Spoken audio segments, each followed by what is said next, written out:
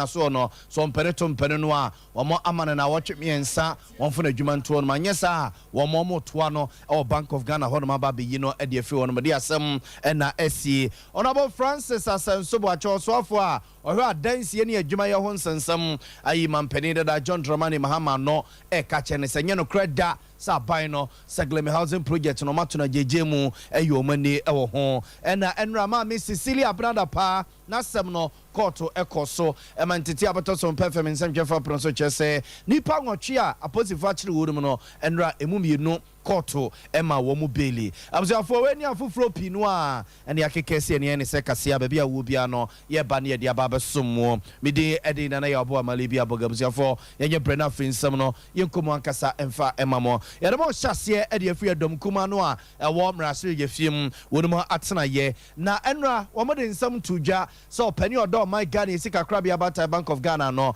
Dr. Ernest Addison so mpene no a ene ne kire ya won keka ne nkra tansie ni no mo aboa ne niema no na onsesa ne niema nko abro so a na otwe miensa de omo ehwe ne mo so no ankasa e de krata beba bonte se adwuma no wantima nye na ode adwuma na eto onum ne nyina na anu adan kuntabu a Bank of Ghana fo bebu kire Ghana ma de she ko wiase na jese kasusuro be 60.8 billion Ghana cedis de na jese sa aka no masesa de so a omo ntimi nkire yen ekwefa so a omo ebo sa aka ne nam so ama NDC Mraspega fo ne nyina aka omo bom ayen semtwefo nhye mo se Bank of Ghana mperimfo no so mo mpereto mpeno no a wo mo nse so mo ne manko anyesa na otwe miensa chie no wo mo to awunum e Bank of Ghana tenaye ho no mo na ne wo mo akwakọ yi wo no mo ade afi wo no mo opani kesel atofo sen na eye pani a woda NDC Mraspega fo no ano ne nsem a wode etudwa eni. Fellow countrymen and women,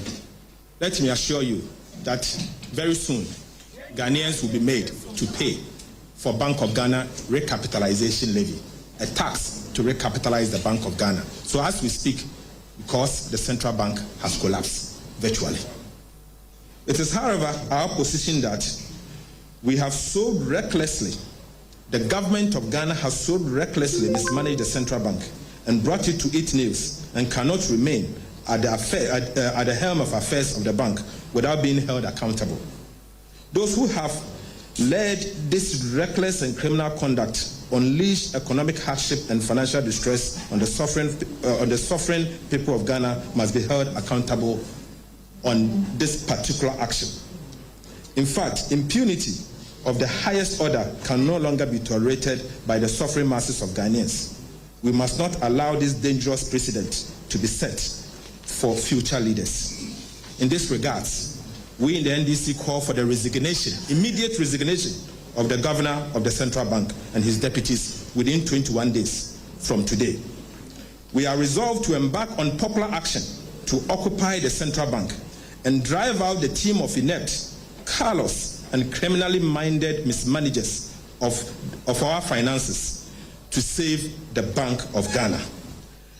What we will do is that the march will ensure accountability.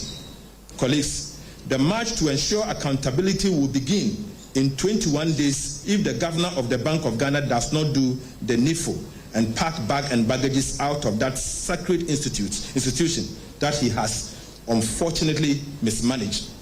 Dr. Ernest Addison and his deputies must go. There has to be an end to this impunity now. Fellow countrymen and women, let us arise and save the Bank of Ghana. This is the only bank we have that belongs to us directly. The central bank has a big role to play. We cannot allow the Bank of Ghana to be managed and be drawn to this level. We call on all of you that if the governor fails to act by resigning, you join us to march to occupy the Bank of Ghana in 21 days' time. Amza for Yamraswe Jenny or Wamraswe Jefima this year war a Jumako and Yen Sima Baton Persia so honorable a Dr. Kisel Atuba Fossen and the attending king or no and a da NDC Mraswe Jafuni no or Mraswe Jefim Lujina Woman Memoir or the San Semia to Janana Nanusia and an India at Daklo MP honorable Govins Kwame Agbujaso Sono and the Kakra Esoso. Accountable to Parliament. And the 21 days is a long grace period. Which of you will believe that a Bank of Ghana in this level of crisis, self-inflicted, will be building a $250 million new headquarters. In fact, those of you who know Rich Hospital, when President Mahama had the opportunity to lead this country, he built Rich Hospital that you and I can use today. Right opposite of that hospital on the right-hand side is Bank of Ghana new headquarters. As if something is wrong with the old headquarters. You are broke, you have actually collapsed the economy. The next thing you do is to award a $250 million project. And guess what? That project is one of the fastest growing projects in this country. Not hospital projects, not education project, not road project. The fastest growing project in this country is the construction of Bank of Ghana. So how can you tell us that the country is broke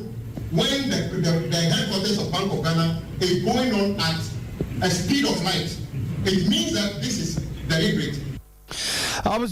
so Yamraswe Genio Wamraswe Fima this year war at the Kulabaton Persuaso of Lamantemo honorable governs Kwame Agbuja and at Yetene Kananina and this Simrasweja Fono Bawamo Ebo Bank of Ghana and Penny Fontrene says Woman Penetum Penua Abruswana watching me and say Chidie also Mrs. Somani free a Bank of Ghana Tenehon Manesa one more to a wumu honum no ma aquakui wunum at the Efu Honomonina a car nano Bank of Ghana and Penny for Ebetu Jase wunum abo yen free sans no so yen formon call nanwada Ghana man penny that John Dramani Mama and some of the Babetu Jaffa Segleme housing project a man penny and Adu Danko Gufado and then a bear chichi omania or mon person beko humpun and persoma kwako yenwa nanwada odia sokobo from a war pokiasia bonten so ye nay yes national affordable housing project on Babesha say a sinful frokra nanona Francis asenso buachia where so for where Juma ye any adansi huns and some dia to say and some man penny that John Dramani ma make kasasa a Juma no matuna jejemu or may you many chichi woman on pese or ma ebekon no krabianim next was say a car and penny for ban sana sa Segleme housing project no woma etime wia Ghana for ye ho bedwiri yen se woma hia kra no e bro $100 million and sana dan no woma etime akọ ho akọ wie and so the koto to pokia se de no a man penny na do dan kwaku for the asokobo form no a abro so a bear $46 million and omode eko ho and also so no so ha nani no waka adan be 8,000 ye chire and ombetime SDC ho no mo e je se wo tena se na de ne magunsane ani a de he na abeko ho enye pokia se na abeko ntenya no kre sasa ban na twi nani a one person obeko Segleme housing project no ho na sika $200 million no a omode ko ho no a entime si dan 5,000 no a 1,500 no so omusi ye no entime nwie no sasa mo ka kira kwada ya wo no foforo kra no a enya de no ya dwene no ntira ma ban eko eye pokiase akwakoye ne omo eye ne sese ne nyese bia abaye na dwene Segleme no wonko ho kra na watwi nani wo ho bebie no ho a MPP aban ejina bebie akase program no anase project no yen to aso ntin say o ma panyini dada kan bibi sa ade na entwayi because yan kan bibi asa na Segleme project 2012 and aban NDC aban for J loan $200 million. Say ye BBC dying 5,000 housing units. It was Segleme. A dying 1,500. And yes, as again 5,000 in the contract. Now, 1,500. And you say, be na yes, in every. Now they were at different stages of completion. Some were 90%, some were 10%, maybe foundation level. He ready for use. As at 2016, 2017, so $200 million. Now you are spending 98% of that $200 million. And they are costing 1,500 there. Or matimi esin. No non-change. Now ensure any project. I mean, the best chance say we need to say now 1,500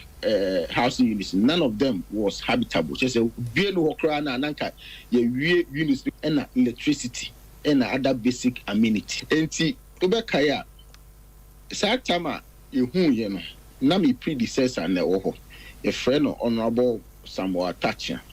ohi no no ntiase because na buy am contract 5,000 houses scans so no ya spend awie na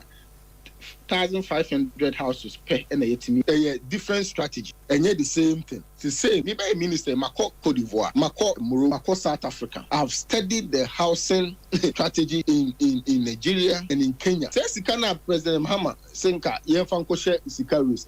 Saglemi Matan. It will be very difficult for MPP government to convince Ghanaians to say, project already carry 200 million Akushemwa, as one for a month for Subiano. Yes, for additional 114 Sankushim. Already, no. Government is only leveraging its responsibility of infrastructure provision. Project. Already we have the land, then we leverage on the infrastructure provision as a responsibility of government. Observe we Honorable Francis Asenso Boachewa Oswafo ohwe adwuma ye ne adansie ho nsensem esaso emrase bedwani owo emrase bedwafie adehia ewo bantama batom pesua so ne nyina Sagleme housing project no a nando adama mpani da John Dramani mama akokasa de fa ho sasa MPP aban ene Francis Asenso Boache atwitwi omo no mo mpeso mo besi wo mpone mpese wona makwa akɔwiewie na o kyerɛkyerɛ mu baabi a ye free ene baabi a yaba beduru nam so ama ban ekopokuase akwa akosi adan foforo ede esi wo no no ye nto aso ne mfam nkoma me Cecilia abranda pa na sem no homo no tua ne ekosi ye ne fie ena ne house girls ye kotam sika echese enya asem ketua tipa de ko ya fie chimu a ansa na mame ene ne kunu kwa ko sese ma ya na wia wunum emu nsem de bebrebe abusuafo asem no kopie court enra nipa be nwotwe a entete abeto so perfect nsem chefa pronso chese aposifo achiri wunum sese kanu wia o mu wia ye no wo mo enim ho bie no wo mo do mo kuku gina court ema aloyafo bema ne enra ne se woni sese ye kache wa aloyafo yi apututu na koso pa enra ekowia se nipa nwotwe no a ya chechiri wunum no emu emienu de abusuafo na chese beli ena court edi ama wunum ade a yesi mienu no wo mo ekuta nkwada chese nye pa wo mu tuatua no fo no eno ntino na chese wo mo sa do mo kotwera posifo patwene mu a na enye na besa fata so mo gina so mo beli nam so ema enu court ma wo mo beli emu numu aka de kwesibro ne kan se remand no mo kɔ na ba ko bi a wono soso no wo keka ho no wo mo etietie nsem no etietie ko adu no a empanifo asesa no na chese ono no de ne hu son sabroba wo mo eja no se onko na lawyer ni a okokon edema sa nipa numi ne nsem a wode etu yenim kakrani. So their pleas have not been taken and prosecution opposed the bail application given the reason that they have not finished with their investigation and they are still ongoing carrying on investigations. So in respect however the court granted A2 and A5 because they are lactating mothers. The court admitted them to bail to the sum of 1 million Ghana cedis with 3 sureties to be justified, and the court further ordered that we filed a formal application for bail to be moved on the 22nd. I'm representing A5, A6 and A7. Observe fonti way ayama me Cecilia brother pa si kampemanimu a egira woni fie ne house girls sesa ye ya aposifo achi wonu masem no wo court wo ene abetodwa sese de nipa nwotwe mu a na aposifo achi chiri wonu ama asem na kwa kopie court eno court asetena wono ma ekoye no abusuafo nipa num court aremando wo mienu court mo bail o mo de enkwala etua no fo ano na ba ko ka ho de eja kwa dunu ne ade no masesem kakra into no de ne huson sabroba wa pani ba bia kwa akotena ne so nyina mu no asem no court no etu de akwa kwese odon fo ya adoma August bosome no ne da etoso aduonu mienu ye de echi de befra to bia no yemfa enkabe mo ye to aso ye de mo ekongumasuam na no dwoada ene ye mane anuanom nkoma no o mo hyase so mo tro BC exams no na busia fa hosem a ebeto yapono so ne se headmaster bia owo ye buduata DA Junior High School a ewo gomua isene ne mpotemu papai se wagigigige nkwala ne sika so de kwa register omo o wa except ya BC exams no nkwala ne betimi atwero bi wiase wodi nkwada ne sika emedwoada no a omo start exams no nkwada ne de eja omo dwale ate policy a omo ekwa akotwero omo exams muduru ho no mo a empedefo se mo de mudini mu o mo de mo nka ho efise mo ntimi an register no mo se ye church sika de my headmaster wo so register you na kese ko wiase no na eyesu a enen kodai ebesu enam so education minister Dr. Osaya wadutumi asemi wabam esreji esempenimfo se enene kire yo monye hihye na sa headmaster no yes anyamra nsem no emra eneneni why exams say you free and the free senior high school BEC a free wasi a free yeni etua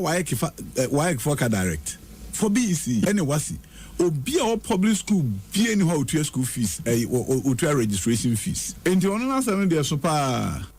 I was going to where a doctor or say I would do chuma ye or am raspe jenny or warm raspe fima this year what some chaba tom pesia so was also a Ghana education minister and watch as a headmaster nedia or on the away any dear soon a super quadan kete what you musica so the quack register mama makako trubi see we are see sikano dia koguru bedamasi d Eman Kodano, Sunkwa, and Omukusuya examination center honomo. Sabrano Susumpen for ya ye, and then could they a bobna. Now, and what your opinion, quasi or ye Kasama for Edema Education Ministry no, or church the must say, if you remember Penin and other don't go for the buy, Adia Bakwa and say, BC exams, and it was C exams and Ankodano Cocotrono, Ningi na buy for Honka, it is a Kodano or buy Sukun Quadia. Abai afasan kwadane nyina eho ka wo mo private schools ni ade no wo mo na twetwe sika kakra no kra no abai so asene mu ni ade kakra nti obi bia obegyina ba bi se wo je akwada bi sika e de akwa register no amana akwa chiro BC anase wasi exams ro ya no watomra wo semra ene ni di openi akwasi kwatin Ghana Education Service and the Ministry of Education shey mo no abai no afa school for wo no school efa onomo adidie onomo ntade shem onomo so hwetwero mu fiti basic level kosi SHS ni nyina wafa na wohwa component no examination fees so eka ho nti abribia no eba enso hwe onomo bɛtwero say ABC anasa wasia enya de a mofra onomo wo anadesua for onomo wo any public school bia be ni JHS or senior high school no etwa sebi teku anasa mpoa ndi wohwe allegations eba say head teacher for the associate charging kwano men wonu kwa antima register no ye na kakra na so ya se GS for no mu hwehwemu wo ho bibi sa akoba so dia na chese ya koye bibia bruni kra be kasa na se mba no ye be kasa bia criminal matter na chese to afa kwan bi so na achinchi nipa bi nsa age omusika because se se ye ho no de eni ho kwan da se utwa tekwa na asempoa ansa na register registration ye free ntia de free de sabi oye den obi koje tekwa na asempoa ntina ye abribia no so yesa fa konya so no fidie so ma awofo ene obi biara hu se ade bi wo na wonte ase a na obusa mini Abzafo penia kwesi kwaten na hwani amansan di nkomo ema atenaya ehwe Ghana yengomasi ho nsensem so ne yete ne nkana wo chirichirim de kira batan ne se hwani wo nkokotwesika amu bia titiru ene nkwada no mo aban suku ni ade no aban afasa nkwala ne nyina ho ka omo international schools ne private schools no wo mo ene twetwesika kakranti wa obetwesika de akwakoma headmaster bi no watomra o se mra ene headmaster no ne head teacher no edi yeto also na yedemo akọ Ghana Revenue Authority atena ye na Ghana Revenue Authority mpenimfo na dia baba tuja se mrebia na anwa damra se ja fokokoji tumu a ifri ne komo mutwa bet no yesi utwa bet na se unya dinko ade a kwan bia so obetu ato ewo usika no a wadie ne ho no omo chese busumi na ahyase se yese memende odon for ya domo a amanfo ball no a wo mo English Premiership ne mpempra wade ne ade no eba be hyase eno timpedifo chese odon for ya domo a ene August busumi ya euro mini de toso eye edunum 15 of August ena chese hyase ma mutwa bet no chacha professional no yese de mutu atwi onya di ya 10% na ban edge wo hom opani Edward Jamra oko Ghana Revenue Authority wono matena ya yese domestic tax revenue division wadano ene chechirin semi mu de kire yen expected revenue from this initiative. This initiative is coming as part of the amendment to the Income Tax Act. So with the Income Tax Act, we have the gaming, the GGR, the withholding tax on the gross gaming. We have amendment to the individual income tax act, individual income tax bracket. We have amendment also to the capital gains, and with all put together, we are expecting over 1.2 billion cedis. That is the expected revenue from it. This is the initial stage of this policy, and going forward, the expected revenue is very high, and I'm sure after the first year, we will see the full potential, which is in a range of 3 billion. But we are not there yet. For the first year, we are dealing below around 1 billion. For way Ghana Revenue Authority in Perim Fonsesia or Modi Abafo for Chacha professional bet for no and the Unya Cheya, Unya Chasusuna Udia, Quambia so over 10% and natures are buying at the Ayetwa and Susu Chichi Sesika, Unya the free bet in Mabusian form. Yafakasian Koye, or came if Watana, Momanutia, Seke if one Praga for Noa, Okumasia Bonteso, the Aboni, Adaya, Yasia Frebe Central Business District, a year Doom, KJTia, Central Market, and Omnia, there no more. Say enyadi omo be makwan ama mpragiafo ne abobo yafo no omachu omo pragia no ene omo abobo ya na de aduru ho no mfi se traffic no enyadi a kese amanfo timi deda ne ama pragia so no akwa kopi so ma abusiafo firi na wotwe atwa mu ena san hihie we hyase eto amu a ema dano dwada so no na kese ginam ewiase enu ade kese pragiafo no ne aposifo na de abomo TV no so sa no wo mo tubo ewi asese police fo be nsia ena nura wo mu prepraya ye mo mo so de call eye confidential ban ya sabe ya doctor for ekohwe wunum na ne nyina eye se kese kemi fo trese embrande o mu twa mu tan ne bete ko epekura no a ebe ye adwuma kwa bia so enya de o mema kwa ma pragia no ewura kejeti ewura dum ama traffic aba bebo apeso na pragia fo ne nyina penimpa oni enua kwam redu edi nkomo echeche nsemu ede echere ne so mu nua no bi no hono a ya chichi wonum emanu akra ne ntempara ye de o makwa ko gina court aremande wo mu ama posifo ni pi so prepra and some of the trade unions at the Prepper Assembly Hall. And the meeting ended with that we the leaders should go and engage our members. We agreed that yes, from Thursday we'll come and consult our members so that yesterday being Monday, we could come to the KMB and give them the feedback. So yesterday we were there and we had